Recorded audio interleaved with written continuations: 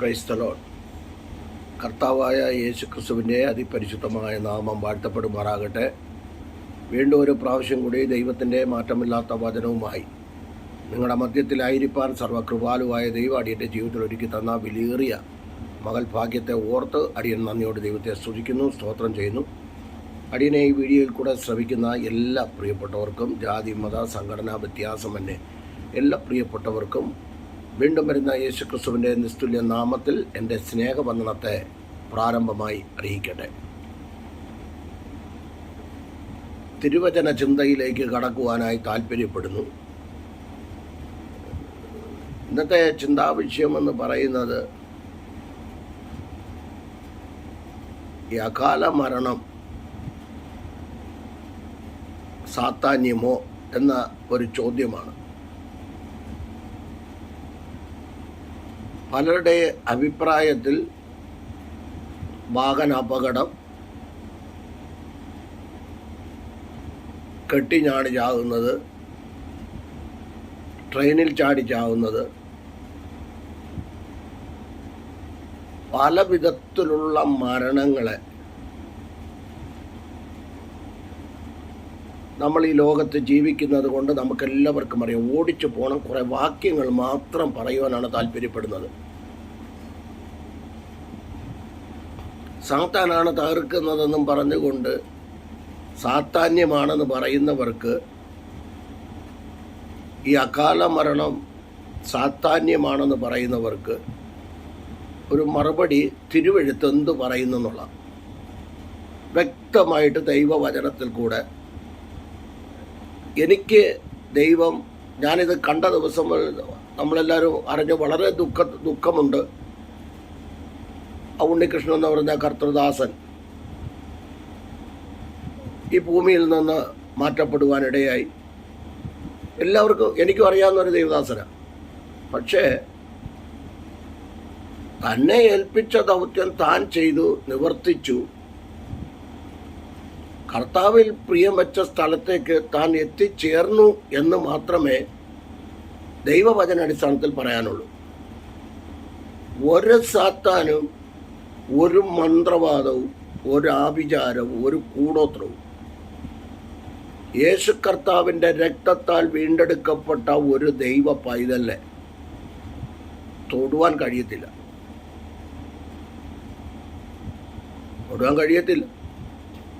കഴിയുന്നുണ്ടെങ്കിൽ ഒന്ന് തെളിയിച്ചാട്ട്. അതിന് യേശു ക്രിസ്തു പറഞ്ഞ ഒരു വാക്യത്തിലേക്ക് കടന്നുകൊണ്ട്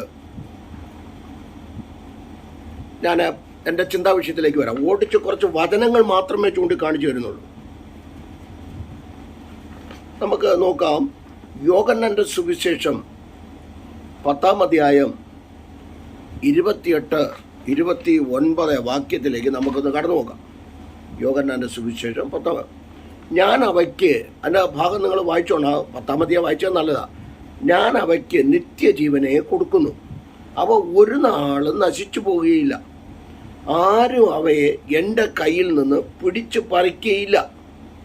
അവയെ തന്നിരിക്കുന്ന എൻ്റെ പിതാവ് എല്ലാവരിലും വലിയവൻ, പിതാവിൻ്റെ കയ്യിൽ നിന്നും പിടിച്ചു പറിപ്പാൻ ആർക്കും കഴിയില്ല. ഞാനും പിതാവും ഒന്നാകുന്നു. അവരൊറ്റ വാക്യം നോക്കണേ. ദൈവത്തിൻ്റെ കരങ്ങളിൽ നിന്ന് പിടിച്ചു പറിക്കാൻ ആർക്കും കഴിയത്തില്ലെന്ന്.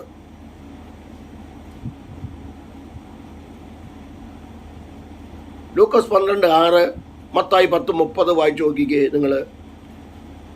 തലയിലെ രോമമെല്ലാം എണ്ണപ്പെട്ടിരിക്കുന്നു. തലയിലെ ഒരു മുടി പൊഴിയണമെങ്കിൽ എൻ്റെ അപ്പൻ അറിയണം. എൻ്റെ അപ്പൻ അറിയണം. സാത്താന്യൊന്നും ആരും പറയല്ലേ. അങ്ങനെയാണെങ്കിൽ സാത്താനെ അങ്ങ് വിളിച്ചാൽ പോരാ നമുക്കൊക്കെ. അവനാണ് ജീവന്റെ അധികാരി. യേശുക്രിസ്തു മരിച്ചടക്കപ്പെട്ട് ഉയർത്തെഴുന്നേറ്റ യേശുക്രിസ്തു പറയുന്ന ഒരു സാക്ഷ്യം കേൾക്കണോ നിങ്ങൾക്ക്? അതുകൂടെ ഞാൻ വായിച്ചു.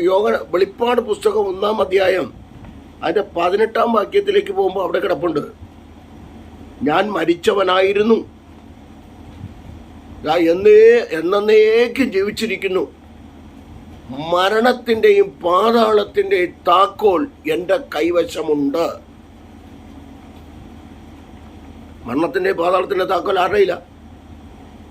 യേശുക്രിസ്തുവിൻ്റെ കരങ്ങളില്ല. ഓരോന്നൊക്കെ എന്തെങ്കിലും വിളിച്ചു പറയുന്നത് കേട്ട് ദൈവദാസന്മാർ അതിന് മറുപടിയൊക്കെ കൊടുത്തിട്ടുണ്ട്. ദൈവവചനം എന്താണെന്നോ ദൈവം ആരാണെന്നോ ദൈവമായിട്ടുള്ള ബന്ധം എന്താണെന്നോ ഒന്നും അറിയാതെ പിശാചിനെ ഉയർത്തിപ്പിടിക്കുന്ന ഒരു കൂട്ടം ആൾക്കാർ.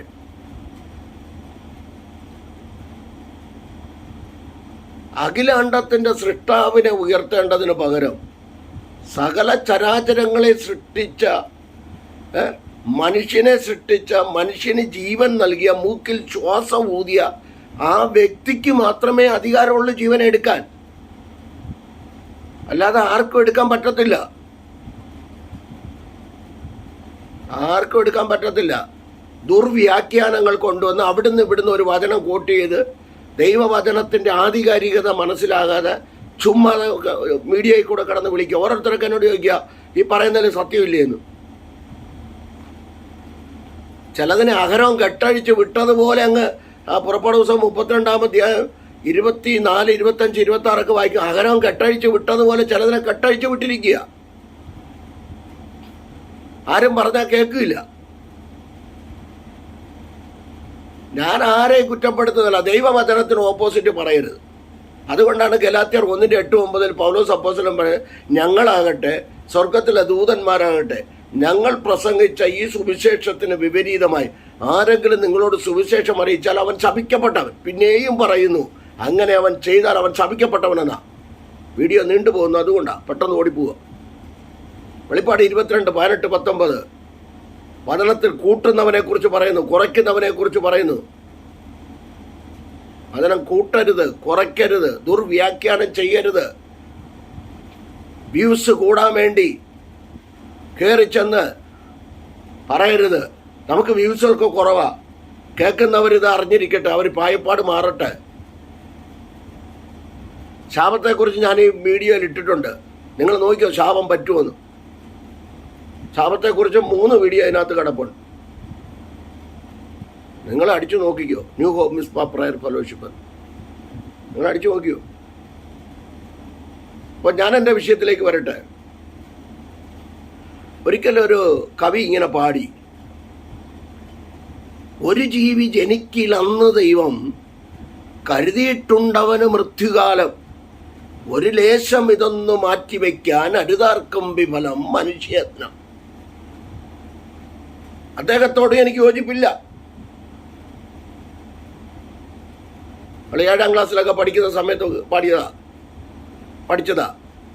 ഒരു ജീവി ജനിക്കിലന്ന് ദൈവം കരുതിയിട്ടുണ്ടവന് മൃത്യുകാലം, ഒരു ലേശം ഇതൊന്നു മാറ്റിവെക്കാൻ അരുതാർക്കും വിഫലം മനുഷ്യയത്നം എന്നാ.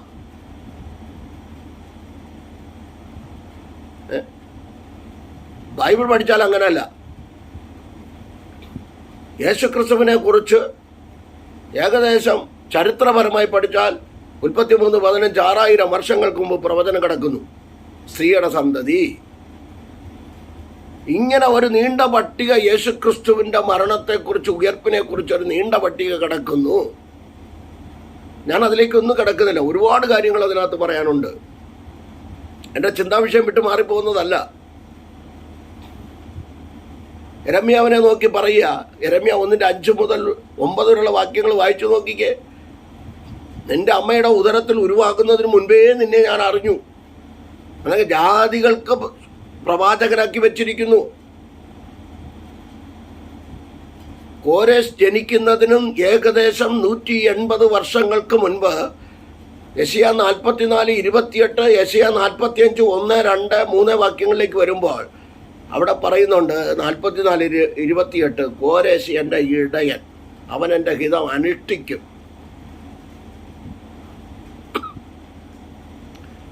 എല്ലാം ദൈവം അനാദി, എൻ്റെ ഭാഷയെ പറഞ്ഞ എഫേസ്യർ 1:4 കറക്റ്റ്. അനാദി നിത്യതയിൽ ദൈവത്തിൻ്റെ പദ്ധതിയിൽ, അത് പറഞ്ഞ് ഞാൻ വചനം മാത്രം പറഞ്ഞു നിർത്താം. അനാദി നിത്യതയിൽ ദൈവത്തിൻ്റെ തൃത്വം മൂവരും അവിടെ ഉണ്ടായിരുന്നു, പരിശുദ്ധാത്മാവ് ഉണ്ടായിരുന്നു. യോഹന്നാന്റെ സുവിശേഷം 17:5 യേശുക്രിസ്തു അവിടെ ഉണ്ടായിരുന്നു. ആദിയിൽ ദൈവത്തോട് കൂടെയായിരുന്നു, വചനം ദൈവമായിരുന്നു. അപ്പോൾ 3 പേരും ഉണ്ട് അവിടെ.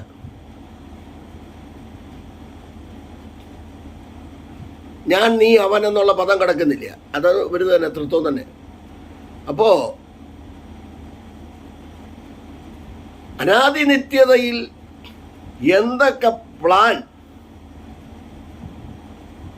അവർ തയ്യാറാക്കി. എൻ്റെ ഒരു ആത്മീയ ചിന്തയാണ് പറയുന്നത്. ദൈവത്തിൻ്റെ മനസ്സറിഞ്ഞവനാർ, അവന് മന്ത്രിയായിരുന്നവനാർ. ദൈവത്തിൻ്റെ മനസ്സെന്നറിയാം, നമുക്ക് നോക്കാം. അനാദി നിത്യതയിൽ ഓടിച്ചു പറയാം. അനാദി നിത്യതയിൽ എന്തൊക്കെ സൃഷ്ടിക്കണമെന്നും എന്തൊക്കെ ഉണ്ടാക്കണമെന്നും എത്ര മനുഷ്യരുണ്ടാവണമെന്നും എങ്ങനെയൊക്കെ കൈകാര്യം ചെയ്യണമെന്നും എൻ്റെ ഭാഷയിൽ പറഞ്ഞാൽ അന്നു മുതൽ, മനുഷ്യ സൃഷ്ടിയുടെ ആരംഭം മുതൽ അന്നു മുതൽ ഇന്ന് വരെയും യേശുക്രിസ്തുവിൻ്റെ മധ്യാകാശ വരവരെയും മാത്രമല്ല, സഹസ്രാബ്ദ യുഗത്തിലെയും എത്ര പേർ ജനിക്കണം, എത്ര പേർ മരിക്കണം, എങ്ങനെ മരിക്കണം എന്നൊക്കെ ദൈവത്തിൻ്റെ പദ്ധതിയിൽ തയ്യാറാക്കി വെച്ച കാര്യങ്ങളാ. അതിനകത്ത് ആർക്കും മാറ്റാൻ പറ്റത്തില്ല.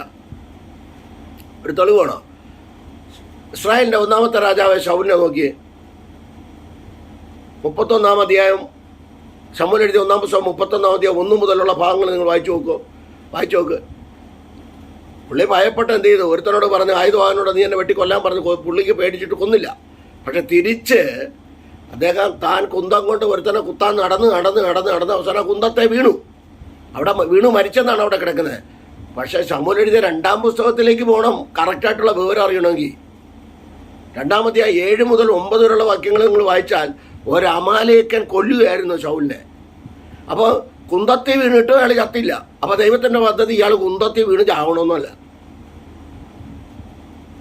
അവൻ്റെ കൈ കൊണ്ട് കൊല്ലണം. കാരണം ഒരിക്കൽ അമാലേക്കനെ മുഴുവനും നശിപ്പിക്കണം എന്ന് പറഞ്ഞപ്പോൾ കണ്ണി കൊള്ളാവുന്നതിനൊക്കെ കൊണ്ടുവന്നു. അപ്പോൾ അവൻ്റെ കൈ കൊണ്ട് തന്നെ അവൻ തീർന്നു. അങ്ങനെയാണ് തീരുന്നത്. ഇനി യൂദ ഇസ്കരിയോത്ത, മത്തായി 27:5, അപ്പോസ്തലപ്രവൃത്തി 1:18. പുള്ളി ചെയ്ത തെറ്റിന് പുള്ളിക്ക് അനുതാപം ഉണ്ടായി, പശ്ചാത്താപം ഉണ്ടായി. പുള്ളി കെട്ടിച്ചാണ് ചത്തു എന്നാണ് മത്തായി 27:5 പറയുന്നത്.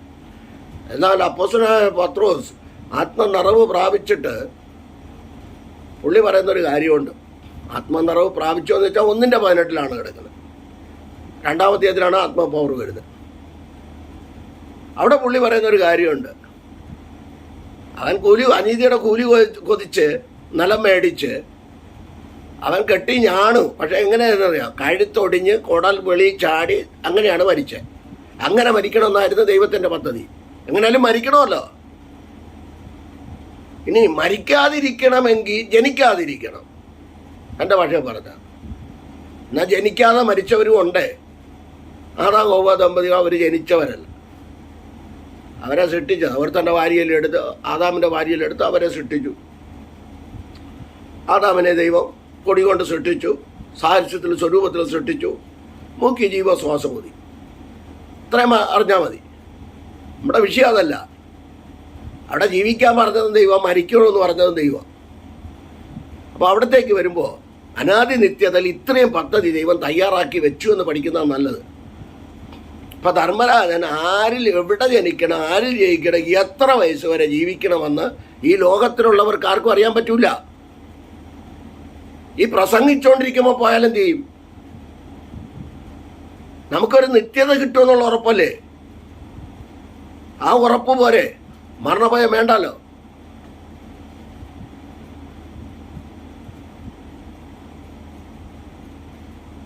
അപ്പോൾ ഒരു കാര്യം വളരെ ശ്രദ്ധിച്ചോണേ, ആവശ്യമില്ലാത്തതെന്ന് ചാടി കയറി പറഞ്ഞു കളയരുത്. ഒരുപാട് കാര്യങ്ങൾ ബൈബിളിൽ തന്നെ തെളിവ് കിടപ്പുണ്ട്. ഇനി കെട്ടിഞ്ഞാണ് ചത്തില്ലേ? ദാവീദിന് ആലോചന കൊടുത്തുകൊണ്ടിരുന്നവൻ കാലുവാരി അപ്പുറത്ത് ചാടി. അവൻ്റെ ആലോചന നടക്കുന്നില്ല എന്ന് കണ്ടപ്പോൾ അഹീതോഫൽ എന്ന് പറഞ്ഞ കഥാപാത്രം കെട്ടിഞ്ഞാണ് ചത്തു. വീട്ടിൽ പോയി കാര്യങ്ങളെല്ലാം ക്രമപ്പെടുത്തി. പുള്ളി നല്ല കാര്യം ചെയ്ത് ക്രമപ്പെടുത്തിയിട്ട് കെട്ടിയാണ് ചത്തെന്ന്. ചിലവന്മാർ ക്രമപ്പെടുത്താതെ പോകും, അതാണ് വിഷയം. 17 ശമൂവേൽ എഴുതിയ 2-ാം പുസ്തകം 17:23. അവിടെ അങ്ങനെ ചാവണമെന്നായിരുന്നു. യൂദ കെട്ടിഞ്ഞാണെങ്കിലും പക്ഷേ എന്ത് ചെയ്ത് കഴുത്തോട് കുടല് തെറിച്ച് അല്ലേ ചത്തേ. വിശദമായിട്ട് പത്രോസ് എടുത്ത് എഴുതിയിരിക്കല്ലേ, 1:18. അപ്പം ഈ ഒരു മനുഷ്യൻ എങ്ങനെ മരിക്കണമെന്ന്, എപ്പം, എങ്ങനെ, ഏത് വിധത്തിൽ, എത്രാമത്തെ വയസ്സിൽ മരിക്കണമെന്ന് എൻ്റെ അപ്പൻ അനാദി നിത്യതയിലെ പദ്ധതി തയ്യാറാക്കി. അതാണ് ദൈവം.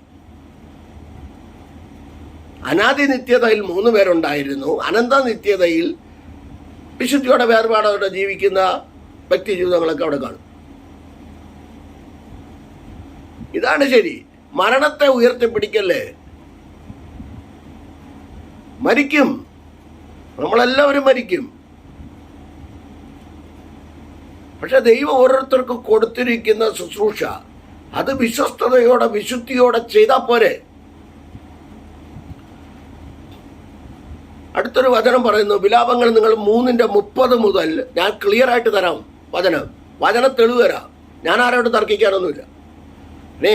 ദൈവവചന അടിസ്ഥാനത്തിൽ 66 പുസ്തകത്തിനകത്തുനിന്ന് വന്നാൽ ഞാൻ തെളിയിച്ചും തരാം.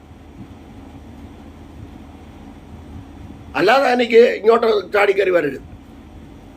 വചനാദ്യം മനസ്സിലാക്കുക. ഈ വചനമല്ലേ പറയുന്നത്, വചനം മാത്രമാണ് പറയുന്നത്, ആത്മാവിൻ്റെ വെളിപ്പാട്. അപ്പോൾ വിലാപങ്ങൾ 3:30 മുതൽ 38 വരെയുള്ള 37 വരെയുള്ള വാക്യം വായിച്ചു നോക്കി. അവൻ ദുഃഖിപ്പിച്ചാലും മനസ്സോടെ അല്ലല്ലോ മനുഷ്യപുത്രന്മാരെ ദുഃഖിപ്പിക്കുന്നത് എന്ന് പറഞ്ഞിട്ട് 37-ാം വാക്യം പറയുക. അതാണ് ഇമ്പോർട്ടൻ്റ് വാക്യം. ദൈവം കൽപ്പിക്കാതെ ആർ പറഞ്ഞിട്ടാകുന്നു വല്ലതും സംഭവിക്കുന്നത്?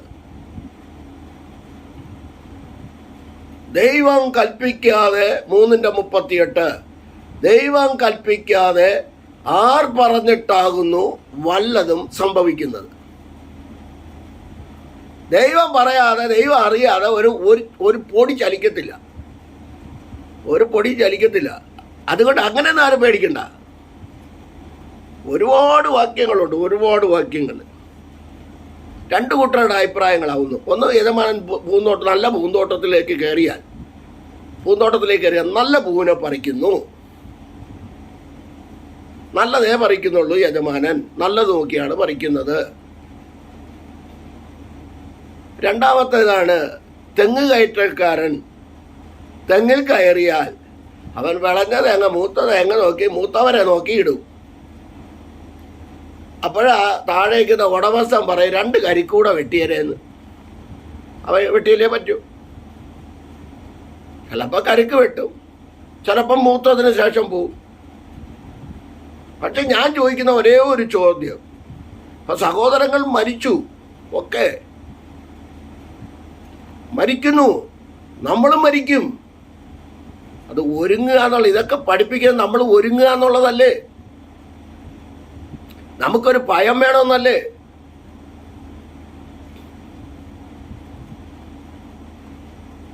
അതൊന്നും ഇല്ല. ഇപ്പൊ കണ്ടോ ആ വയനാട്ടിൽ നടക്കുന്ന സംഭവം കണ്ടോ? വളരെ വേദന വരുന്നില്ലേ? എന്തെല്ലാം പ്രതീക്ഷയോടും ഇവിടെ ഇരുന്നവരാ. നമുക്ക് അവർക്ക് വേണ്ടി പ്രാർത്ഥിക്കാം. ദുഃഖത്തിലും ഭാരത്തിലും പ്രയാസത്തിലും ഇരിക്കുന്ന സഹോദരങ്ങൾക്ക് വേണ്ടി, സഹോദരിമാർക്ക് വേണ്ടി, കുഞ്ഞുങ്ങൾക്ക് വേണ്ടി പ്രാർത്ഥിക്കാം. പറയുന്നവരൊക്കെ പറഞ്ഞ് കയ്യടി മായ്ച്ച് അല്ലെങ്കിൽ ആ നല്ല പ്രസംഗമായിട്ട് പറഞ്ഞ് പോവും. പക്ഷെ ആ വീട്ടുകാരുടെ വേദന, അവരെ പിന്നെ തിരിഞ്ഞു നോക്കത്തില്ല. തിരിഞ്ഞു നോക്കുന്നവരുണ്ട്, തിരിഞ്ഞു നോക്കണം. അവരുടെ പാരമ്പര്യം വിട്ട ആ കർത്തൃദാസൻ ഇറങ്ങി വന്നു.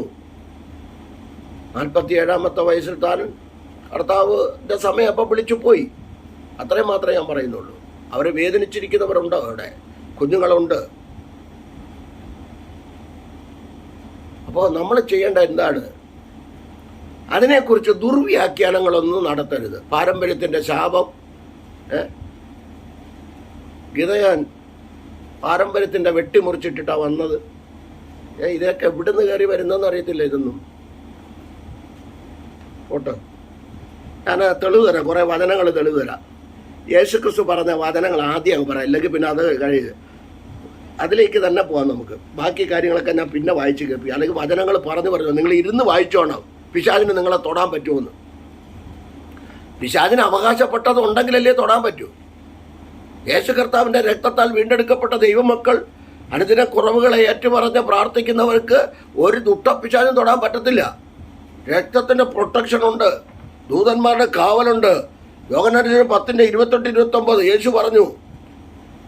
യെശയ്യാ 49:15, സഫന്യാ 3:17, യെരമ്യാ 20:11, മത്തായി 28:20 ഒക്കെ വായിച്ചു നോക്കിയേ. ഞാനൊരു മഹാവീരനെ പോലെ നിന്നോടുകൂടെ ഉണ്ടെന്നാ യെരമ്യാവിനോട് പറഞ്ഞു. അതേ ദൈവമല്ലേ നമ്മളോടുള്ള? രക്ഷിക്കുന്ന വീരനായി നിങ്ങളുടെ മധ്യേ ഞാൻ ഉണ്ടെന്ന് പറഞ്ഞ ദൈവം. ലോക അവസാനത്തോളം എല്ലാ നാളും ഞാൻ നിങ്ങളോടുകൂടെ ഉണ്ടെന്ന് പറഞ്ഞ യേശു ക്രിസ്തു. Matthew chapter 28:20. ആ കർത്താവ് കൈവിടുമോ? കർത്താവ് അത്രേ ഉള്ളൂ കർത്താവിൽ വച്ചിരുന്ന ആയുസ് അത്രേ ഉള്ളൂ. അത് എനിക്കായാലും ശരി, വേറൊരാൾക്കായാലും ശരി. അതിനാണ് സാത്താൻ പിടിക്കുമെന്ന് നോക്കാം. കൊലോസ്യർ 2:14-15.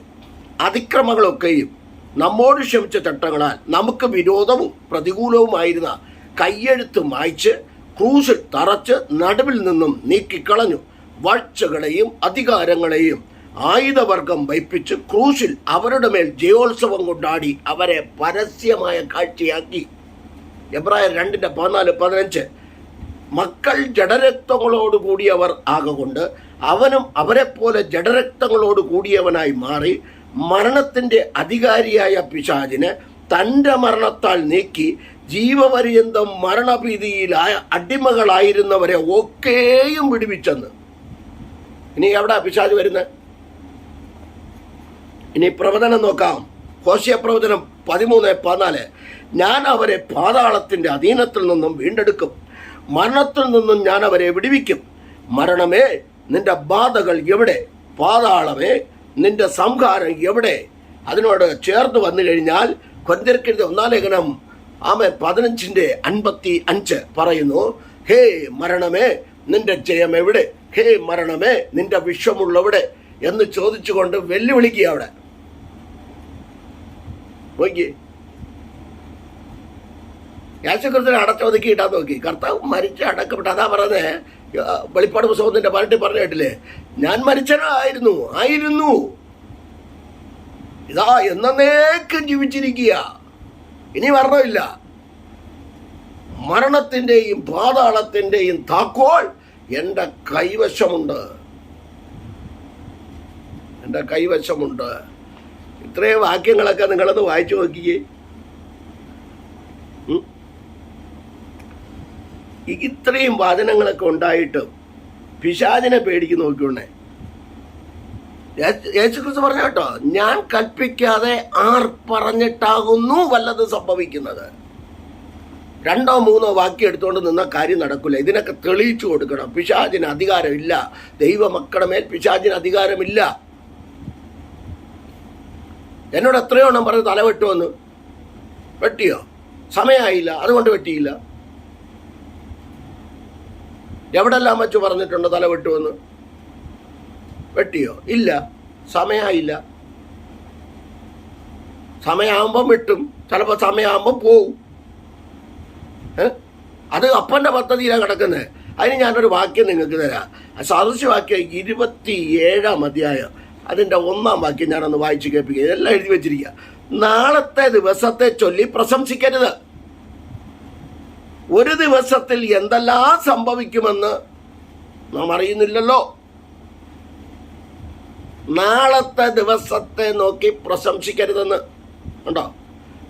ഒരു ദിവസത്തിൽ എന്തെല്ലാം സംഭവിക്കുമെന്ന് നാം അറിയുന്നില്ലല്ലോ. ഓരോ ദിവസവും. പിന്നെ അയ്യോ, ഒരാൾ പറയുന്ന കേട്ടു, ഓഗസ്റ്റ് മാസത്തിൽ, സെപ്റ്റംബർ മാസത്തിൽ, ജൂൺ മാസം, ഇങ്ങനെ മാസത്തിലാണ് പാസ്റ്റർമാർ ഭരിക്കുന്നത്. അതിന് മാസം ഉണ്ടെന്നായിരിക്കും. മാസം. ഗലാത്യർ 4:8 മുതൽ 10 വരെയുള്ള വാക്യം വായിക്കാത്തോണ്ടാ. നിങ്ങൾ ദിവസങ്ങളെ, മാസങ്ങളെ, കാലങ്ങളെ, ആണ്ടുകളെ നോക്കുന്നു. ഞാനോ, പൗലോസ് അപ്പോസ്തലൻ പറയുക, നിങ്ങൾക്ക് വേണ്ടി ഓടിയതും അധ്വാനിച്ചതും വൃഥാവായിപ്പോയി എന്ന് ഞാൻ ഭയപ്പെടുന്നു. ഓടിയത് അധ്വാനിച്ചെല്ലാം വൃഥാവായിപ്പോയി. അത് 8 പോലെ വായിച്ചോണ്ട് അവിടെ കിടപ്പുണ്ട്. എന്തൊക്കെയാണ്? മരിക്കുന്നതിന് മാസമുണ്ടോ? ദിവസമുണ്ടോ? തട്ടണമെന്ന് പറഞ്ഞാൽ ഇപ്പം അത് തട്ടും, അത്രേ ഉള്ളൂ. അതിന് ഒരുങ്ങിയിരുന്നോണ്ട് ഈ പറയുന്നവരടക്കം ഞാനടക്കം. ബൈബിൾ നോക്ക്, എത്ര വിഷയങ്ങളാണ് ഇതിനകത്ത് കിടക്കുന്നത്. യോബിന്റെ പുസ്തകം 8-ാം അധ്യായം 9-ാം വാക്യം പറയുന്നുണ്ട്, നാം ഇന്നലെ ഉണ്ടായവരും ഒന്നും അറിയാത്തവരല്ലോ. 8-ന്റെ 7 പറയും, സംഭവിക്കാനിരിക്കുന്നത് അവൻ അറിയുന്നില്ലല്ലോ. ഭാവി മറച്ചിരിക്കുക, സംഭവിക്കാനുള്ളത് അറിയുന്നില്ല. അത് എങ്ങനെ സംഭവിക്കുമെന്ന് അവനോട് ആരറിയിക്കുമെന്ന്. 8-ന്റെ 8, ആത്മാവിനെ തടുപ്പാൻ ആത്മാവിന്മേൽ അധികാരമുള്ള ഒരു മനുഷ്യനുമില്ല, മരണദിവസത്തിന്മേൽ അധികാരമുള്ളവനുമില്ലെന്ന്. യേശുക്രിസ്തു മാത്രമേ ഉള്ളൂ. ഇനി പിശാചിനെ പറയാൻ പറ്റുമോ? പിശാചാണ് എടുത്തതെന്ന്, ഈ വാഹനം അവിടെ ഉണ്ടാക്കുന്ന പിശാചാണെന്ന് അങ്ങനെ പറയേ. സഭാപ്രസംഗി 11:5, സകലം ഉണ്ടാക്കുന്ന ദൈവത്തിന്റെ പദ്ധതികളെ, പ്രവർത്തികളെ അറിയുന്നില്ല. ആരും അറിയുന്നില്ല ദൈവത്തിന്റെ പദ്ധതി. ഞാനൊരു കാര്യം പറയട്ടെ. വചനത്തിൽ തന്നെ യോബിന്റെ പുസ്തകം 1:21, ആരും പ്രവചിക്കാനും അവിടെ പോയില്ല, ഒന്നുമില്ല. ഒരിക്കലും അവരെല്ലാവരും കൂടി സന്തോഷിച്ച് ആനന്ദിച്ച്, സഹോദരങ്ങൾ എല്ലാം കൂടി അവർ കൂടി വരാറുണ്ട്. സന്തോഷിച്ച് ആനന്ദിച്ചിരിക്കുമ്പോൾ എന്ത് ചെയ്തു?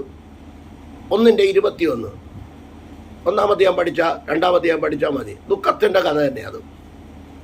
ആ ഭക്തൻ 20-21 വാക്യങ്ങളിലേക്ക് വരുമ്പോൾ 21-ാം വാക്യം പറയുന്നു, താൻ തൻ്റെ മക്കളുടെ മരണം കേട്ടിട്ട് 10 മക്കളും മരിച്ചു. താൻ പറഞ്ഞു, യഹോവ തന്നു, പിശാചെടുത്തു. ഇതൊക്കെ ധരിച്ചു കേട്ടോണ്ടേ. യഹോവ തന്നു, പിശാചെടുത്തെന്നല്ല ഭക്തൻ പറഞ്ഞത്. യോബിന്റെ പുസ്തകം 1:1 വായിച്ചു നോക്കണം. ദേശക്കാർ സാക്ഷ്യം പറഞ്ഞവൻ. ഇല്ലെങ്കിൽ അവൻ്റെ കയ്യിലിരിപ്പ് കൊണ്ട് അവൻ്റെ മക്കൾ പോയെന്ന്. എന്മാര് എവിടെ കൊടുക്കാന്ന് വിചാരിച്ച് നടക്കുന്ന പാർട്ടികളാ. അതുകൊണ്ട് യഹോവ തന്നു, യഹോവ എടുത്തു, യഹോവയുടെ നാമം വാഴ്ത്തപ്പെടുമാറാകട്ടെ. യഹോവയുടെ നാമം വാഴ്ത്തപ്പെടുമാറാകട്ടെ എന്നാ. അതായത് നമ്മൾ പറയും, യഹോവ തന്നു, പിശാചെടുത്തു. തൃശ്ശൂരെടുത്തതുപോലെ അങ്ങ് എടുക്കുകയല്ലേ ഓരോരുത്തര്.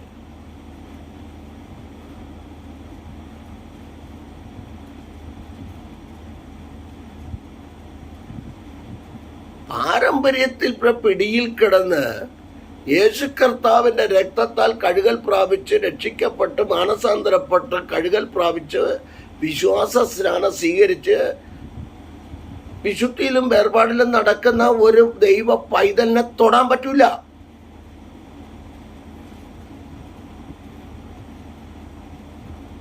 തൊടാൻ പറ്റത്തില്ല. ഇപ്പോഴും നമ്മൾ പാടിക്കൊണ്ട് കിടക്കുക, മരണാധികാരി ആയിരുന്നു. എടാ, പണ്ട് നീ ആയിരുന്നെങ്കിൽ നിന്നെ തലയ്ക്ക് ചവിട്ടിയില്ലേ എൻ്റെ കർത്താവ്? കൊലോസ്യർ 2:14-15, എബ്രായർ 2:14-15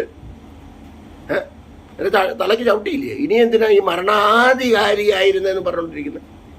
ഞാൻ പാടൂല, ആ പാവം വരുമ്പോൾ ഞാൻ പാടൂല. പിന്നെ ചിലർ പാടുന്നതാണ്, വൻവീനകൾ വന്നിടുകിൽ. നല്ല പാട്ടാ, വലയുകയില്ല ഹൃദയമെന്ന്. അപ്പം ഇവർ വിചാരിക്കും ഇവന് വൻവീന വന്നിട്ടും ഇവൻ ശരിയാവുന്നില്ല, അപ്പം ഇവന് ഇച്ചിരി കൂടെ ഒരു വിന കൊടുക്കാമെന്ന്. അതുകൊണ്ട് പാടിക്കോ, കുഴപ്പമൊന്നുമില്ല, പാടിക്കോ, കുഴപ്പമില്ല. ഞാൻ പാടില്ല, ആ ഭാവമൊക്കെ വരുമ്പോൾ ഞാൻ പാടില്ല. അടുത്ത വരിയൂടെ പാടിയിട്ട് പറവാസ എന്ന് പറഞ്ഞാൽ അത് നിങ്ങൾ പാടും, ഞാൻ പാടത്തില്ല. എനിക്ക് വൻപിനെ ഒന്നും കയറി പിടിക്കാൻ പറ്റത്തില്ല. അപ്പോൾ യഹോവ തന്നു, യഹോവ എടുത്തു. ലേവ്യ പുസ്തകം 10-ാം അധ്യായം പഠിച്ചു നോക്ക്. ഒന്നാമത്തെ മഹാപുരോഹിതനായ അഹരോന്റെ മക്കൾ നാദാബു അബീഹു അന്യാഗ്നി കത്തിച്ചു 10-ാം അധ്യായത്തിൽ. അങ്ങനെ എഴുതിയിരിക്കുന്നത്. അന്യാഗ്നിയെക്കുറിച്ചൊന്നും ഞാൻ പറയുന്നില്ല. 2 തീർന്നു. അതങ്ങനെ മരിക്കണമെന്നായിരുന്നു ദൈവത്തിൻ്റെ പദ്ധതി. ബാക്കിയൊന്നും ഞാൻ പറയുന്നില്ല. അഹരോനും പറഞ്ഞില്ല. എൻ്റെ 2 മക്കള് 9-ാം അധ്യായം, ലേവ്യ പുസ്തകം 9-ാം അധ്യായത്തിൽ കൂടെ ഉണ്ടായിരുന്നു. 10-ാം അധ്യായത്തിൽ അവന്മാർ എവിടെ പോയി അന്യാഗ്നി കത്തിച്ചെന്ന് പുള്ളിക്കും അറിയില്ല. യഹോവ തന്ന് പിശാച് എടുത്തെന്ന് പുള്ളിയും പറഞ്ഞില്ല. അവിടെ അന്നും ഉണ്ടല്ലോ പിശാച്, സ്വർഗത്തിലും ഉണ്ടായിരുന്നല്ലോ, അവിടെ നിന്നല്ലേ വെട്ടിയിട്ടത്. സ്വപ്നയും വിനേകാസം മരിച്ചു. പെട്ടകം എടുത്തോണ്ട് തോളെ വെച്ചോണ്ട് പോയപ്പോഴാണ് മരിച്ചത്. ശമൂവേൽ എഴുതിയ 1-ാം പുസ്തകം 4-ാം അധ്യായം 1 മുതൽ 21 വരെയുള്ള വാക്യം നിങ്ങൾ വായിച്ചു നോക്ക്. പെട്ടകം തോളിൽ കൊണ്ടുപോയപ്പോഴാണ് മരിച്ചതെന്ന്. പെട്ടകം ഇല്ലാതെ ആദ്യം പെട്ടകം കൊണ്ടുപോയി. കുറേ പേര് മരിച്ചു, 4000 മരിച്ചു. പെട്ടകം ചുമന്നുകൊണ്ട് ഇവർ പോയി, വിശുദ്ധിയില്ലാതെ, വേർപാടില്ലാതെ. ശമൂവേൽ 2-ാം പുസ്തകം 6-ാം അധ്യായം പഠിച്ചു നോക്ക്. പെട്ടകത്തേക്കാരെ തൊട്ടു. അവൻ്റെ വീട്ടിൽ ദൈവം ഒന്ന് കനിവ് കാണിച്ചൂടെ ദൈവത്തിന്? 20 വർഷത്തോളം കുന്നിന്മേലുള്ള അഭിനാഥാവിൻ്റെ വീട്ടിലാണ് പെട്ടകം വരുന്നത്. ശമൂവേൽ എഴുതിയ 1-ാം പുസ്തകം 7-ാം അധ്യായം. ഉസാകാരി പെട്ടകത്തെ പിടിച്ചു. പെട്ടകത്തെ തൊടാൻ വ്യവസ്ഥയില്ല. പെട്ടകം കാളവണ്ടിയെ കയറ്റാൻ വ്യവസ്ഥയില്ല. പെട്ടകത്തിൻ്റെ തണ്ടുകൾ ഊരുവാൻ വ്യവസ്ഥയില്ല. വ്യവസ്ഥ പ്രകാരം പിടിക്കാത്ത അങ്ങനെയും തട്ടിയിട്ടുണ്ട്. നമ്മളാണെങ്കിൽ പറയും, അയ്യോ ഉസ പെട്ടകത്തെ പിടിച്ചത് കൊണ്ട് പെട്ടകം അറിഞ്ഞില്ലെന്ന്. ദൈവം അങ്ങനല്ല ചിന്തിച്ച. എൻ്റെ പെട്ടകത്തെ നിയമപ്രകാരം തൊടാത്തവനെ ഞാൻ തട്ടും എന്നാ പറഞ്ഞത്. ഒരുപാട് സംഭവങ്ങളുണ്ട് നമ്മുടെ കണ്ണിൽ. സിസ്റ്റർ അഞ്ജലി പോൾ മരിച്ചു. ഒരു കൂട്ടർ പറഞ്ഞ് എൻ്റെ കാതിൽ കേട്ടിട്ടുള്ളതാ, മറിയയുടെ കോപം കൊണ്ടാ മരിച്ചതെന്ന്. മറിയയ്ക്ക് ഒന്നും ചെയ്യാൻ പറ്റത്തില്ല.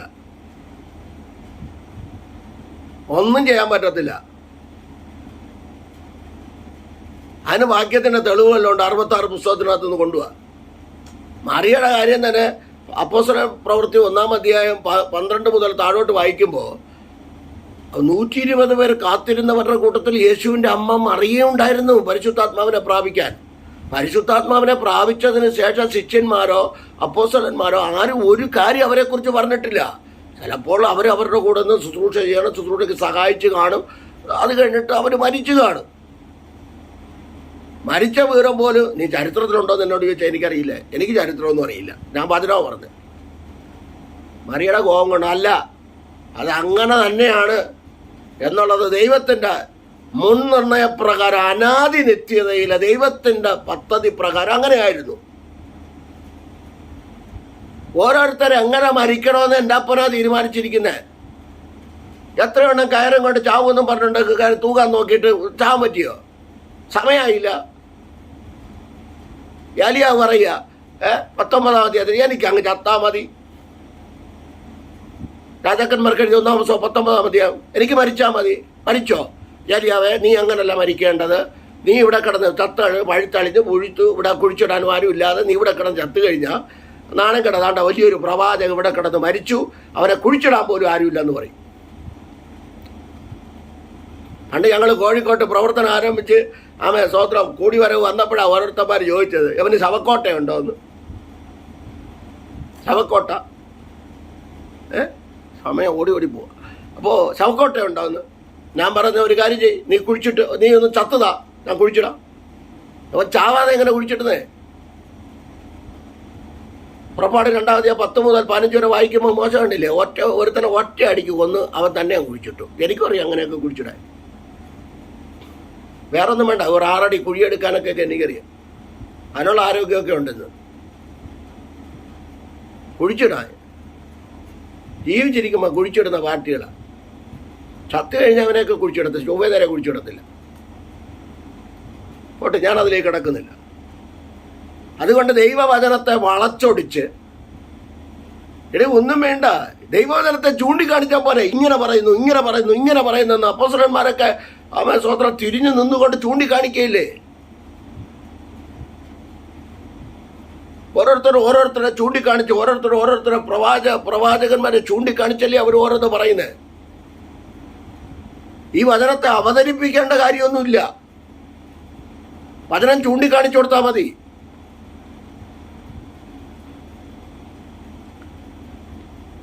സ്തെഫാനോസിനെ കല്ലെറിഞ്ഞു കൊന്നു. അപ്പോസ്തലപ്രവൃത്തി 6-ാം അധ്യായം 8 മുതൽ 7-ാം അധ്യായം 59, 60 വരെയുള്ള വാക്യങ്ങൾ വായിച്ചു നോക്കിയോ. കല്ലെറിഞ്ഞു കൊന്നു. പക്ഷെ സ്വർഗം തുറന്നു.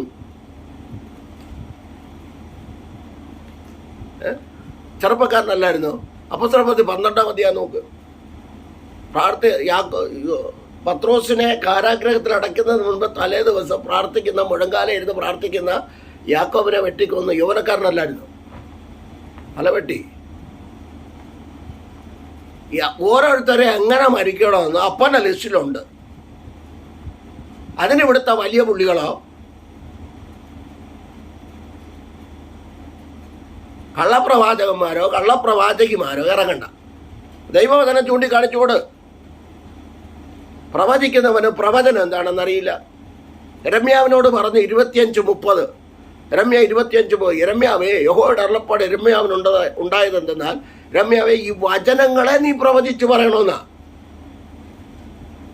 പ്രവചനം ഇല്ലെന്നല്ല, വചനങ്ങളെ. യേശുക്രിസ്തു പറഞ്ഞു യോഹന്നാന്റെ സുവിശേഷം 3:34, ദൈവം അയച്ചവൻ ദൈവത്തിന്റെ വചനം പ്രസ്താവിക്കുന്നു, അവൻ അളവ് കൂടാതെ എല്ലോ കൃപകളെ കൊടുക്കുന്നതെന്ന്. എസ്കേനോട് 3-ാം അധ്യായം 1 മുതൽ 5 വരെ. നീ പ്രവചിക്കേണ്ടത് എങ്ങനെയാ? നീ കാണുന്ന ചുരുൾ ഭക്ഷിച്ച് ഉദരം നിറയ്ക്കണം. തമിഴ് ട്രാൻസ്ലേഷനിൽ കുടൽ നിറയ്ക്കണം. നിറച്ചിട്ട് നീ സ്വന്തം ജനമായി ഇസ്രായേലിനോട് പോയി പ്രവചിക്കണം. നിന്റെ വാക്ക് അവർ കേൾക്കത്തില്ല, അവർ വേടിക്കും. കടുത്ത നെറ്റിയും തടിച്ച നാവുള്ളവരുടെ അരികിലേക്കില്ലെങ്കിൽ ഞാൻ നിന്നെ അയക്കുന്നത് സ്വന്തം ജനമായി ഇസ്രായേലിൻ്റെ അരികിലേക്കാ. യിരെമ്യാ 15:16 പറയുന്നത്. 15:16 തോന്നുന്നു. ഞാൻ യഹോവയുടെ വചനത്തെ കണ്ടെത്തി ഭക്ഷിച്ചിരിക്കുന്നു. 15:16 16 അത് എനിക്ക് ഓർമ്മ കിട്ടുന്നില്ല, സോറി. അപ്പോൾ ദൈവവചനം കണ്ടെത്തി ഭക്ഷിച്ചെന്നാ. ദൈവവചനം കണ്ടെത്തി ഭക്ഷിക്ക്. ദൈവവചനം പോരെ വിടുതലിന്? ദൈവവചനം വിടുവിക്കത്തില്ലേ? ഭൂമിയുടെ അറ്റത്തോളം ചെല്ലുന്ന വചനം. ജീവിച്ചിരിക്കുമ്പോൾ എല്ലാം ചെയ്യും മനുഷ്യ. ഞാൻ എൻ്റെ കാര്യം കൂടെ ഞാൻ പറയുന്നത്, ജീവിച്ചിരിക്കുമ്പോൾ എല്ലാം ചെയ്യാൻ പറ്റുമോ?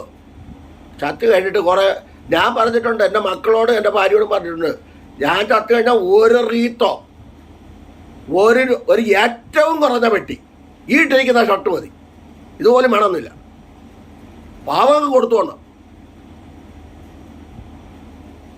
കുറേ റീത്ത് അങ്ങോട്ട് കൊണ്ടുവന്ന് വെച്ച് കഴിഞ്ഞാൽ യാതാണ്ടൊക്കെ അങ്ങ് എമാർക്ക് കിട്ടിയെന്നുള്ളത് റീത്ത്. ആ പൈസ പോരെ ആ പാവങ്ങൾക്ക് ജീവിച്ചിരുന്നപ്പോൾ കൊടുത്തിരുന്നെങ്കിലോ? ജീവിച്ചിരുന്നപ്പോൾ എന്തുകൊണ്ട് കൊടുത്തില്ല? ആ ദേവദാസൻ വലിയ ഉണ്ണികൃഷ്ണൻ എന്ന് പറഞ്ഞ ദേവദാസൻ വലിയ ഘട്ടത്തിൽ കൂടെ പോയതല്ലേ. പക്ഷേ ഇയാളെന്തോ കൊടുത്തെന്ന്. കാരണം അദ്ദേഹത്തിൻ്റെ അത്രയും പോലും നമുക്ക് പ്രാഗൽഭ്യമൊന്നും ഇല്ലല്ലോ.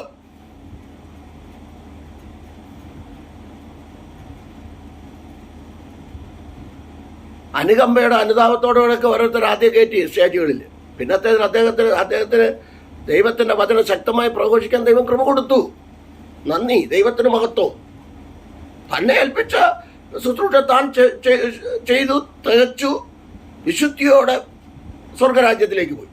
അല്ലെങ്കിൽ കർത്താവിൽ പ്രിയം വെച്ച വെളിപ്പാട് 14:13 പറയുന്നത് പോലെ ഒരു വിശ്രമ സ്ഥലത്തേക്ക് പോയി. ഇന്നു മുതൽ കർത്താവിൽ മരിക്കുന്ന മൃതന്മാർ ഭാഗ്യവാന്മാർ. അവർ ഇന്നു മുതൽ വിശ്രമിക്കേണ്ട സ്ഥലത്തേക്ക് പോയിട്ടുണ്ട്. എവിടെയാണ്? കൊലോസ്യർ 3:1 മുതൽ 3 വരെ വായിച്ച അവിടെ ഉണ്ട്. ഞാനത് കിടക്കുന്നില്ല. അപ്പം ഇത്രയും വാക്യങ്ങളൊക്കെ വായിച്ചു. മരിച്ചത് ഒരുപാട് പേര്. ഇതിന് വിവിധ മരണങ്ങളുണ്ട് ഇതിനകത്ത്, ബൈബിളിനകത്ത് തന്നെ.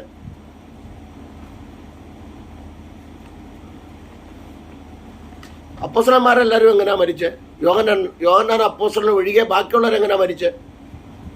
നമ്മൾ പറയുന്നത് 12 അപ്പോസ്തലന്മാരൊന്നുമില്ല, വേറെ അപ്പോസ്തലന്മാരൊക്കെ ഉണ്ടായിരുന്നു. അതുപോട്ട് അവർ മരിച്ച കാര്യങ്ങൾ എല്ലാവർക്കും അറിയാലോ. അവർക്ക് അതിനുള്ള ധൈര്യം ഉണ്ടായിരുന്നു. ഇത് സിംഹാസനത്തിൽ കയറി ഇരുന്നുകൊണ്ട് പാവപ്പെട്ടവരെ കുറ്റം പറയാനും വിധിക്കാനും കാശുള്ളവൻ്റെ കൂടെ നിൽക്കാനും കളിയാക്കാനും അല്ലേ ഉള്ള ആള്. ചത്ത് കഴിഞ്ഞിട്ട് വന്ന് ഒരു റീത്ത് കൊണ്ടുവച്ചാൽ ഞാൻ എൻ്റെ മക്കളോട് എൻ്റെ മോർച്ചറിലൊന്നും കൊണ്ടുവെക്കരുതെന്ന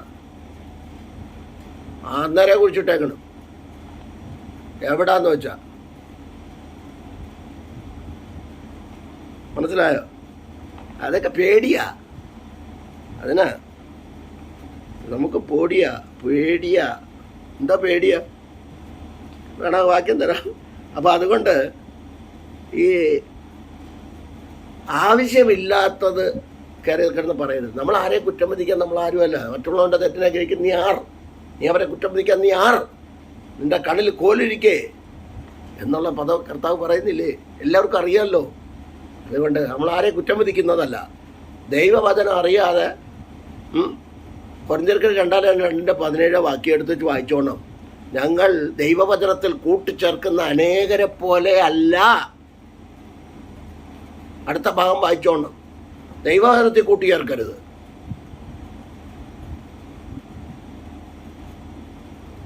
ഇത് അവസാനം അടിക്കും, നമ്മളെ തിരിച്ചടിക്കും. ഇത് ഇരുവായത്തുള്ള വാളാണെന്ന് ഓർത്തുകൊണ്ട് വേണം കളിക്കാൻ. ഇനി ഒരു വാക്യം ഞാൻ വായിച്ചത്, ഒരു ആത്മീയ മരണത്തെക്കുറിച്ചാണെങ്കിലും ഞാനൊരു വാക്യം വായിച്ച് കേൾപ്പിക്കാം. വളരെ ശ്രദ്ധിക്കണം, കാരണം നിങ്ങൾക്കൊന്നും വായിക്കാൻ സമയമില്ല. അതുകൊണ്ട് ഞാനങ്ങ് വായിച്ച് കേൾപ്പിക്കാം. സദൃശവാക്യം 8:36. എന്നോട് പിഴയ്ക്കുന്നവനോ തനിക്ക് പ്രാണഹാനി വരുത്തുന്നു. തനിക്ക് തന്നെ പ്രാണഹാനി വരുത്തുന്നു. അടുത്ത് പറയുന്നു, എന്നെ ദുഷിക്കുന്നവരൊക്കെയും മരണത്തെ ഇച്ഛിക്കുന്നു. സദൃശവാക്യം 8:36. വാഴുവാൻ പറഞ്ഞതും ദൈവം തന്നെ. ഉൽപ്പത്തി പുസ്തകം 2:16 മരിക്കുമെന്ന് പറഞ്ഞതും ദൈവം തന്നെയാണ്. എസ്കേൽ 18:20, റോമർ 6:23. റോമർ ഇതൊക്കെ പറയാം. പാപത്തിൻ്റെ ശമ്പളം മരണം. പാപം എസ്കേൽ 18:20 പാപം ചെയ്യുന്ന ദേഹി മരിക്കും. എല്ലാ വാക്യങ്ങൾ കിടക്കുന്നില്ലേ? റോമർ 8:6 ജഡത്തിൻ്റെ ചിന്ത മരണം, ആത്മാവിൻ്റെ ചിന്തയോ ജീവൻ. കണ്ടോ, മരണത്തെക്കുറിച്ച് ഒരുപാടുണ്ട് പറയാൻ. ബൈബിളും ഉണ്ട്. നമുക്ക് പണ്ട് കുവൈറ്റിൽ നിന്ന് ഒരു കൊച്ച്, അലീന എന്ന് പറഞ്ഞ കൊച്ച്, ഒരു 6 വർഷത്തോളം ആവും എനിക്ക് തോന്നുന്നു. ഒരു കുഞ്ഞേ ഉള്ളൂ. അത് നല്ല വിശുദ്ധിയോടെ വേർപാടോടെ നിന്ന കൊച്ചാ.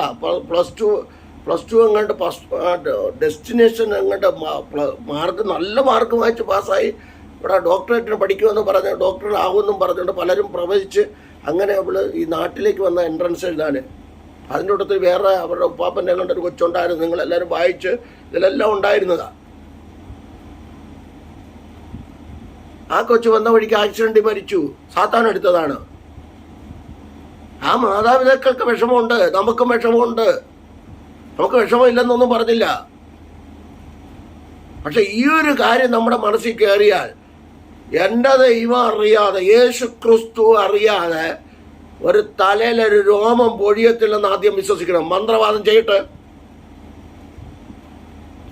100 കണക്കിന് മന്ത്രവാദികൾ ധർമ്മരാജനെതിരെ മന്ത്രവാദം ചെയ്യട്ടെ. എൻ്റെ രോമത്തെ തൊടൂലെന്ന് പലരും ചെയ്തിട്ടുണ്ട്. വെല്ലുവിളിച്ച് ചെയ്തിട്ടുണ്ട് മന്ത്രവാദികൾ. അവസാനം ഒന്ന് മുട്ടുകുത്തി ഇപ്പം കർത്താവിനെ വിളിക്കുക. യേശുവെന്നാ വിളിക്കുന്നത് ഇപ്പോൾ. അതുകൊണ്ട് പറയുക, പടങ്ങാനല്ല. എന്നെ ഹിന്ദു സഹോദരങ്ങൾ കേൾക്കുന്നുണ്ട്, മുസ്ലിം സഹോദരങ്ങൾ കേൾക്കുന്നുണ്ട്. എൻ്റെ ഗ്രൂപ്പിൽ അവരെല്ലാം ഉണ്ട്. ഞാൻ അവരാരെയും കുറ്റം പറയത്തില്ല. അവരെല്ലാവരും മന്ത്രവാദികളുമില്ല. അവരിൽ എത്രയോ നല്ല ആൾക്കാരുണ്ട്. ഞാൻ അവരുടെ ഇടയിലാണ് ജീവിക്കുന്നത്.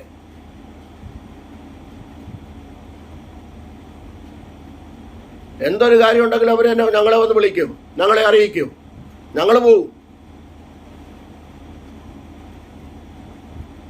മനസ്സിലായില്ലേ? ക്രിസ്തുവിൻ്റെ സ്നേഹം ഉള്ളിൽ വേണമെന്ന് മാത്രമേ പറഞ്ഞുള്ളൂ. ക്രിസ്തുവിൻ്റെ സ്നേഹം അവരെ പ്രകടിപ്പിക്കാനുണ്ടാകണം. തെറ്റിൽ വീഴുന്നവരെ, നമ്മളാരും പെർഫെക്റ്റ് ഒന്നുമല്ല. ഞാൻ പറയാറുണ്ട്, നമ്മളടക്കം എല്ലാവരും പ്രസംഗിക്കുന്ന ധർമ്മരാജനടക്കം പെർഫെക്റ്റ് അല്ല, കുറവുകളുണ്ട്. കഴുകണമേ, പരിശുദ്ധ രക്തത്താൽ കഴുകണമേ, ശുദ്ധീകരിക്കണമേ. ഞാൻ എല്ലാവരോടും പറയും, രാത്രി കിടക്കുമ്പോൾ കുറവുകളെ ഏറ്റുപറഞ്ഞ് കിടക്ക്, നിരപ്പ് പ്രാപിച്ച് കിടക്ക്. എന്നിട്ട് ഇങ്ങനെ പ്രാർത്ഥിക്കുക. 17 സങ്കീർത്തനം 15 വാക്യപ്രകാരം ഇങ്ങനെ പ്രാർത്ഥിക്കുക: ഞാനോ നീതിയിൽ ഞാൻ ഉണരുമ്പോൾ നീതിയിൽ നിന്റെ മുഖത്തെ കാണും. ഞാൻ ഉണരുമ്പോൾ നിന്റെ രൂപം കണ്ട് തൃപ്തനാകും. അപ്പനോട് പറ, അപ്പൻ്റെ കരങ്ങളിൽ കൊടുത്തിട്ട് കിടന്നുറങ്ങ്. നേരം വെളുത്ത് എഴുന്നേക്കോ ഇല്ലയെന്ന് അറിയത്തില്ലല്ലോ. ശുദ്ധീകരണത്തോടെ കിടന്നുറങ്ങി പേടിക്ക് അമ്മ പിണങ്ങി കിടക്കാതെ. അങ്ങനെ പിണങ്ങി കിടന്നവരും ഒക്കെ പോയിട്ടുണ്ട്. അതുകൊണ്ടാണ് പറഞ്ഞത്, ഒരുപാട് കാര്യങ്ങളുണ്ട്. ഞാൻ 1-2 വാക്യം വായിച്ച് കേൾപ്പിക്കാമേ. വായിച്ച് നിർത്താം, പ്രാർത്ഥിക്കാം. നിങ്ങൾ ക്രിസ്തുവിനോടുകൂടെ ലോകത്തിൻ്റെ ആദ്യ പാഠങ്ങൾ സംബന്ധിച്ച് മരിച്ചു എങ്കിൽ ലോകത്തിൽ വസിക്കുന്നവരെ പോലെ മാനുഷിക കൽപ്പനകൾക്ക് ഉപദേശങ്ങൾക്ക് അനുസരണമായി പിടിക്കരുത്, രുചിക്കരുത്, തുടരുത് എന്നുള്ള ചട്ടങ്ങൾക്ക് കീഴ്പ്പെടുന്നത് എന്ത്? ഗലാത്യർ 5:1 സ്വാതന്ത്ര്യത്തിനായിട്ട് അവൻ നിങ്ങളെ സ്വതന്ത്രരാക്കി. നിങ്ങൾ പിന്നെയും സാത്താൻ്റെ അടിമത്വത്തിൽ പോയി ചില സാത്താന്യ ശക്തികൾ പോയി പിടികൊടുക്കുക. എന്നിട്ട് സാത്താൻ പറയും, അതുപോലെ അവർ പറയും. യേശുവിനെ ഉയർത്തത്തില്ല, സാത്താനെ ഉയർത്തും. മാസം നോക്കിയാണ് പാസ്റ്റർമാര് വാഹനാപകടത്തിൽ മരിക്കുന്നതെന്ന്. എവിടെ നിന്ന് ഇറങ്ങി വന്നെന്നറിയത്തില്ല. അകരം കെട്ടഴിച്ച് വിട്ട കൂട്ടത്തിൽ കെട്ടഴിച്ച് വിട്ടതാണോ എന്നും അറിയില്ല. എനിക്ക് പൗലോസിനോട്ട് ഞരമ്പിൽ ചൂട് പിടിക്കുന്നു. ദൈവദാസന്മാരൊക്കെ മറുപടി കൊടുത്തിട്ടുണ്ട്. പക്ഷേ കുറേ വാക്യങ്ങളൊക്കെ കൂടെ എടുത്ത് കൊടുക്കണമെന്ന് ഞാൻ പറയുന്നത്. കുറേ വാക്യങ്ങൾ നല്ല രീതിയിൽ കൊടുക്കണം. ഇത്രയും വാക്യം മതി. ദൈവം കൽപ്പിക്കാതെ ആർ പറഞ്ഞിട്ടാകുന്നു വല്ലത് സംഭവിക്കുന്നത്? എബ്രായർ 2:14-15, യോഹന്നാൻ 10:28-29-30, കൊലോസ്യർ 2:14-15, സഫന്യാ 3:17, മത്തായി 28:20, യെരമ്യാ 20:11, യെശയ്യാ 49:15, യെശയ്യാ 46:4. ഇതൊക്കെ അങ്ങോട്ട് എടുത്തിട്ട് വായിര്. സാത്താൻ തൊടുവോ നോക്ക്. പാമ്പുകളെയും തേളുകളെയും ശത്രുവിൻ്റെ സകല ബലത്തെയും ചവിട്ടുവാൻ അധികാരം തന്നിരിക്കുന്ന ലൂക്കോസ് 10:19, റോമർ 16:20. സമാധാനത്തിൻ ദൈവമോ ശത്രുവിനെ നിന്റെ കാൽക്കീഴെ വേഗത്തിൽ ചതച്ചു കളയുന്ന. ഒരു ദൈവദാസനം തൊടത്തില്ല. എന്ത് സംഭവിച്ചാലും ദൈവം അറിഞ്ഞിട്ട് തന്നെയാണ് സംഭവിക്കുന്നത്. ദൈവം അറിയാതെ ഒരു പൊടി ചലിക്കില്ല. ആ ഉറപ്പ് എനിക്കുണ്ട്. ഈ വചനത്തിൽ കൂടെ ഉറപ്പുണ്ട്. ഇത്രയും വചനങ്ങൾ പറഞ്ഞു തന്നല്ലോ, ഈ വചനത്തിൽ കൂടെ ഉറപ്പുണ്ടെന്ന്. അതുകൊണ്ടാണ് പറയുന്നത്. മനസ്സിലായി? എങ്ങനെ ഇപ്പോൾ യോഹന്നാൻ സ്നാപകൻ്റെ തലവെട്ടിയല്ലോ. യേശുക്രിസ്തു ആ കാലഘട്ടത്തിൽ അവിടെ ഇല്ലായിരുന്നു. അങ്ങനെയാണ് പോകേണ്ടത്. അതുകൊണ്ടാണ് സ്നാപക യോഹന്നാന്റെ തലവെട്ടിയപ്പോഴേ യേശുക്രിസ്തു ഭൂമിയിൽ തന്നെ ഉണ്ടായിരുന്നു. എന്നിട്ടോ ഇതൊന്നും ആർക്കും അറിയില്ല. അങ്ങ് ചുമ്മാ വിളിച്ച് പറഞ്ഞോളുക. ദൈവം ഒരുത്തനെ കൊന്ന ആളുടെ അതിനകത്ത് ഒരു സ്റ്റാപ്പാനസ് പോയാൽ അപ്പുറത്തൊരു ശൗലാകുന്ന ശൗലിനെ പൊക്കും ദൈവം. തർസോസുകാരനെ ശൗലിനെ പൊക്കും ദൈവം. ദൈവത്തിൻ്റെ ശുശ്രൂഷ എപ്പോഴും ശുശ്രൂഷ ചെയ്തുകൊണ്ടിരിക്കും. ഓരോരുത്തരെ പൂർത്തീകരിച്ച് അവരെ ഏൽപ്പിച്ച ദൗത്യം പൂർത്തീകരിച്ച് പോയെങ്കിൽ അതിന് തുടർന്ന് അനുയായികളുണ്ടെന്ന്. ഇന്ന് പ്രധാനമന്ത്രി പോയാൽ അടുത്ത് വേറെ അനുയായി ഉണ്ട്. പേടിക്കേണ്ട കാര്യം തോന്നുന്നു മരണത്തെ. അതുകൊണ്ട് ഞാനിവിടെ നിർത്തുക കേട്ടോ. മനസ്സിലായില്ല? ആണ്ടുകളെ മാസങ്ങളെ കാര്യം പഠിക്കുന്നവർ ഒരു കാര്യം ഓർത്തുകൊണ്ടം. ഗലാത്യർ 4:8-10 വരെയുള്ള വാക്യം വായിച്ചോണം. വായിച്ചിട്ട് വേണം സംസാരിക്കാൻ. അതുകൊണ്ടാണ് എബ്രായർ 9:10, കൊലോസ്യർ 2:20-23 വരെയുള്ള വാക്യം. ഇതൊക്കെ ഇരുന്ന് വായിച്ചോണം. വായിച്ചിട്ട് എന്തെങ്കിലും ഉണ്ടെങ്കിൽ ചോദിച്ചാട്ടോ, പറഞ്ഞുതരാം. മരണത്തെക്കുറിച്ചൊന്നും ഞാൻ പറയുന്നത് ഒരുപാട് കാര്യങ്ങളൊക്കെ പറഞ്ഞിട്ടുള്ളത്. അതുകൊണ്ട് അതിലേക്കൊന്നും കടക്കുന്നില്ല. വിഷയം ഞാനിവിടെ നിർത്തുന്നു. പ്രാർത്ഥിക്കാം നമുക്ക്. അപ്പോൾ യോബ് എന്ന ഭക്തൻ പറഞ്ഞ ഒരു കാര്യം മാത്രം മതി: യഹോവ തന്നു, സാത്താൻ എടുത്തെന്ന്. അങ്ങനെ പറഞ്ഞിരുന്നെങ്കിൽ എല്ലാ സാത്താൻ്റെ പുറകെ പോകുമായിരുന്നു. പുള്ളി ഒരു കാര്യമേ പറഞ്ഞുള്ളൂ: നേരുള്ളവൻ, നിഷ്കളങ്കൻ, ദോഷപ്പെട്ട യഹോവ ഭക്തനായ മനുഷ്യൻ ഇങ്ങനെ പറഞ്ഞു: യഹോവ തന്നു, യഹോവ എടുത്തു, യഹോവയുടെ നാമം ഭക്തപ്പെടുമാറാകട്ടെ. 10 പെട്ടി നിരത്തി വെച്ചിരിക്കുന്നത് കണ്ടുകൊണ്ട് പുള്ളി അങ്ങോട്ട് ഒരൊറ്റ പറച്ചില്ല: യഹോവ തന്നു, യഹോവ എടുത്തു, യഹോവയുടെ നാമം വാഴ്ത്തപ്പെടുമാറാകട്ടെ. അതുകൊണ്ട് നാളത്തെ ദിവസം ചൊല്ലി പ്രശംസിക്കരുത്. ഒരു ദിവസത്തിൽ എന്തെല്ലാം സംഭവിക്കുമെന്ന് നാം അറിയുന്നില്ലല്ലോ. 27:1 സർച്ച് വാക്യം. ഇതിനകത്ത് ഒരുപാട് വാക്യങ്ങൾ എഴുതി വെച്ചിട്ടുണ്ട്. ഒരു വാക്യം കൂടെ പറഞ്ഞ് നിർത്താം. എക്ലീഷ്യസ് സഭാപ്രസംഗി 3:11. ദൈവം സകലവും അതതിൻ്റെ സമയത്ത് ഭംഗിയായി ചെയ്യുന്നു, നിത്യതയും ദൈവം ഒരുക്കി വെച്ചിരിക്കുന്നു. എന്തായാലും ദൈവം അതത് സമയത്ത് ഭംഗിയായി ചെയ്യും. അത് മാത്രം വിശ്വസിക്കുക. മർക്കോസ് 7:37 വാക്യത്തിനകത്ത് അവൻ സകലവും നന്നായി ചെയ്തു. നന്നായി ചെയ്തെന്ന് പറയുമ്പോൾ എല്ലാം നന്നായി തന്നെ ചെയ്യും ദൈവം, എല്ലാ കാര്യങ്ങളും. അതുകൊണ്ട് നമുക്ക് പ്രാർത്ഥിക്കാം. ദുഃഖത്തിലും വേദനയിലും ആയിരിക്കുന്ന പ്രിയപ്പെട്ടവർക്ക് വേണ്ടി നമുക്ക് പ്രാർത്ഥിക്കാം. കർത്താവിൻ്റെ കരങ്ങളിൽ ഏൽപ്പിച്ചു കൊടുക്കുക. ഒരു നിമിഷം കണ്ണുകളടയ്ക്കുക. വയനാടിന് വേണ്ടി പ്രാർത്ഥിക്കുക. അവിടെ കഷ്ടപ്പെട്ട് വേദനിച്ച് ഭാരപ്പെട്ട് ദുഃഖത്തിലായിരിക്കുന്ന മരണപ്പെട്ടു പോയ ദുഃഖത്തിലായിരിക്കുന്ന കുടുംബത്തെ ഓർത്ത് പ്രാർത്ഥിക്കുക. ആ ഉണ്ണികൃഷ്ണൻ എന്ന് പറഞ്ഞ പ്രിയ കർത്തദാസൻ്റെ കുടുംബത്തെ ഓർത്ത് പ്രാർത്ഥിക്കുക. അവരും ഈ രക്ഷയുടെ അനുഭവം, നിത്യത, ഒരു പ്രത്യാശ അവർക്കും ഉണ്ടാകട്ടെ. നമുക്ക് ഒരിക്കൽ ആമേൻ കാണാം. സ്വർഗത്തിൽ ആമേൻ സ്വന്തം കർത്താവിൻ്റെ വരവെങ്കിൽ എടുക്കപ്പെടുമ്പോൾ നമുക്ക് ഒരിക്കൽ കണ്ടുമുട്ടി ഒരുമിച്ച് കർത്താവിനെ ആരാധിക്കാം, ഒരുമിച്ച് കർത്താവിനെ ഹല്ലേലൂയ പാടാമെന്നുള്ള സന്തോഷത്തോടെ നമുക്കായിരിക്കാം. പരിശുദ്ധ പിതാവേ, നിൻ്റെ കരങ്ങളിലേക്ക് ഏൽപ്പിക്കുന്നു. അടിയനെ താഴ്ത്തുന്നു. ഒന്നുമില്ല, ഏതുമില്ല എന്ന് സമ്മതിക്കുന്നു. കർത്താവെ, ദൈവവചനത്തെ കോട്ടിക്കളയുന്ന ഒരു കൂട്ടം ജനം ഇറങ്ങുമ്പോൾ ദൈവവചനം ചൂണ്ടിക്കാണിക്കുവാനുള്ള കൃപ ഞങ്ങൾക്ക് തരണം. പ്രത്യേകിച്ച് അടിയന് തരണപ്പാ. കരങ്ങളിൽ ഏൽപ്പിക്കുന്നു. ആർക്കാനകതുരകടകക്ഷസി ദുഃഖത്തിലും ഭാരത്തിലുമായിരിക്കുന്ന ഉണ്ണികൃഷ്ണൻ എന്ന് പറഞ്ഞ കർത്തദാസൻ്റെ കുടുംബത്തെ ഏൽപ്പിക്കുന്നു. കുഞ്ഞുങ്ങളെ ഏൽപ്പിക്കുന്നു. അവരുടെ മാതാപിതാക്കളെ ഏൽപ്പിക്കുന്നു. ബന്ധുമിത്രാദികൾ, ചാർച്ചക്കാരെ ഏൽപ്പിക്കുന്നു. ദൈവത്തിൻ്റെ പ്രവൃത്തി വെളിപ്പെടട്ടെ. കർത്താവിൻ്റെ കരങ്ങളിൽ ഏൽപ്പിക്കുകയാണ്. വയനാടിൻ്റെ പ്രദേശത്തിന് വേണ്ടി പ്രാർത്ഥിക്കുന്നു. കർത്താവ്, അങ്ങറിയാതെ ഒന്നും സംഭവിക്കുന്നില്ല. ദൈവം കൽപ്പിക്കാതെ ആർ പറഞ്ഞിട്ടാകുന്നു വല്ലതും സംഭവിക്കുന്നത്. കുറവുകളെ ഓർക്കാതെ കർത്താവ് കനിയണം, മനസ്സലിയണം. അവരോട്, ആ ദേശത്ത് പാർക്കുന്ന വ്യക്തി ജീവിതങ്ങളോട്, കുടുംബാംഗങ്ങളോട് കരുണ കാണിക്കണമെന്ന് പ്രാർത്ഥിക്കുന്നു. എനിക്ക് കരുണ തോന്നണമെന്നുള്ളവനോട് കരുണ തോന്നുമെന്ന വചനപ്രകാരം കർത്താവെ, അവിടുത്തെ കരുണ തോന്നണമപ്പ. അവിടുത്തെ കരങ്ങളിൽ ഏൽപ്പിക്കുകയാണ്. ഇന്ത്യ മഹാരാജ്യത്തിന് വേണ്ടി പ്രാർത്ഥിക്കുന്നു. അവൻ ഭരണാധികാരികൾക്കായി പ്രാർത്ഥിക്കുന്നു. 29 സംസ്ഥാനം വരെ മുഖ്യന്മാർക്കായി പ്രാർത്ഥിക്കുന്നു. പ്രധാനമന്ത്രിക്കായി, പ്രസിഡന്റായി പ്രാർത്ഥിക്കുന്നു. എല്ലാവരെയും അവിടുന്ന് അനുഗ്രഹിക്കണമേ. എല്ലാവർക്കും ഒരു മാനസാന്തരം ഉണ്ടായിട്ട് നീതി പുലർത്തുവാൻ രാജ്യം കാക്കുന്ന പ്രിയപ്പെട്ടവർക്കായി പ്രാർത്ഥിക്കുന്നു. ഞങ്ങളുടെ രാജ്യത്ത് ഒരു പ്രകൃതി ക്ഷോഭങ്ങൾ വരാതെ വണ്ണം കാക്കണമെന്ന് പ്രാർത്ഥിക്കുന്നു. കർത്താവെ, അനേക വീഡിയോയിലിട്ടിട്ടുണ്ടായിരുന്നു. ഇന്ന് വരെ കണ്ടിട്ടില്ലാത്ത പ്രളയങ്ങൾ, ഇന്ന് വരെ കണ്ടിട്ടില്ലാത്ത കെടുതികൾ പ്രകൃതിയിൽ കൂടെ ഉണ്ടാകുമെന്നുള്ള ആലോചനകൾ അറിയിച്ചിട്ടും മനുഷ്യൻ ഭയപ്പെടാതെ ദൈവത്തിൻ്റെ പ്രവൃത്തി വെളിപ്പെടുവാൻ ഭയപ്പെടാതെ നിൽക്കുന്ന അനുഭവങ്ങൾ ഉണ്ട്. എങ്കിലും കർത്താവ് കരുണ കാണിക്കണം. നിനവേക്കാരോട് കരുണ കാണിച്ച ദൈവം അവരോട് കരുണ കാണിക്കണമെന്ന് പ്രാർത്ഥിക്കുന്നു. കരകളിൽ അടിയൻ പാർക്കുന്ന ദേശത്തെ ഓർത്ത് പ്രാർത്ഥിക്കുന്നു. ഭരണാധികാരികളെ ഓർത്ത് പ്രാർത്ഥിക്കുന്നു. ഈ ദേശത്തിന് അനുഗ്രഹങ്ങളും നന്മകളും ഉണ്ടാകുവാൻ വേണ്ടി പ്രാർത്ഥിക്കുന്നു. പ്രത്യേകിച്ച് കർത്താവെ, ഭൂലോകം മുഴുവനും 5 വൻകരയിൽ ശുശ്രൂഷിക്കുന്ന കർത്തവൃത്യന്മാർ, കുടുംബങ്ങൾ, കുഞ്ഞുകുട്ടികൾ, അവരെ ഓർത്ത് പ്രാർത്ഥിക്കുന്നു. രോഗികളായി കിടക്കുന്നവർ, 2 കിഡ്നി നഷ്ടപ്പെട്ട് കിടക്കുന്നവർ, എല്ലാവരെയും ഓർത്ത് പ്രാർത്ഥിക്കുന്നു. ദൈവം അത്ഭുതം ചെയ്യണമേ. കർത്താവിൻ്റെ പ്രവൃത്തി വെളിപ്പെടണം. ഡോക്ടർമാർ, നഴ്സുമാർ, വക്കീലന്മാർ, ജഡ്ജിമാർ, പോലീസ് അധികാരികൾ, പോലീസുകാർ, എല്ലാവരും നീതി ന്യായം നടത്തട്ടെ. അന്യായം മാറട്ടെ. ദൈവപ്രവൃത്തി വെളിപ്പെടട്ടെ. അതിനായി കരങ്ങളിൽ ഏൽപ്പിക്കുന്നു. വാടക കൊടുക്കുവാൻ നിവൃത്തിയില്ലാത്തവർ, ഭവനമില്ലാത്തവർ, കുഞ്ഞുങ്ങളെ കെട്ടിക്കുവാൻ നിവൃത്തിയില്ലാത്തവർ, മത്സ്യം പിടിക്കുവാൻ പോകുന്നവർ, അവരുടെ കുടുംബാംഗങ്ങൾ എല്ലാവരെയും ഓർത്ത് പ്രാർത്ഥിക്കുന്നു. കരങ്ങളിൽ ഏൽപ്പിക്കുന്നു. കർത്താവിൻ്റെ അത്ഭുത പ്രവൃത്തി വെളിപ്പെടുത്തണമെന്ന് പ്രാർത്ഥന. വിട്ടുപോയ എല്ലാ കാര്യങ്ങളും ദൈവകരങ്ങളിൽ അടിയനെ ഏൽപ്പിക്കുന്നു. അടിയൻ്റെ പ്രിയപ്പെട്ട കുഞ്ഞുങ്ങളെ 3 പേരെയും ദൈവകരങ്ങളിൽ ഏൽപ്പിച്ച് പ്രാർത്ഥിക്കുന്നു. അവർക്ക് വേണ്ടതായ നന്മകളും അനുഗ്രഹങ്ങളും അവിടുന്ന് ഒരുക്കി കൊടുക്കണമേ. അടിയനെ കർത്താവ് ഇറങ്ങിയ സമയം മുതൽ ഇന്ന് വരെ കരം നീട്ടിയ എല്ലാ പ്രിയപ്പെട്ടവരെയും സ്തോത്ര ദൈവകരങ്ങളിൽ ഏൽപ്പിക്കുന്നു. നീട്ടാത്തവരെ ദൈവകരങ്ങളിൽ ഏൽപ്പിക്കുന്നു. ഞങ്ങൾ കൊടുത്തവരുണ്ടപ്പാ, അടിയനെ തന്നവരുണ്ട്. എല്ലാ കുടുംബാംഗങ്ങളെ, കുഞ്ഞുകുട്ടികളെ തലമുറയായി അനുഗ്രഹിക്കണമെന്ന് പ്രാർത്ഥിക്കുന്നു.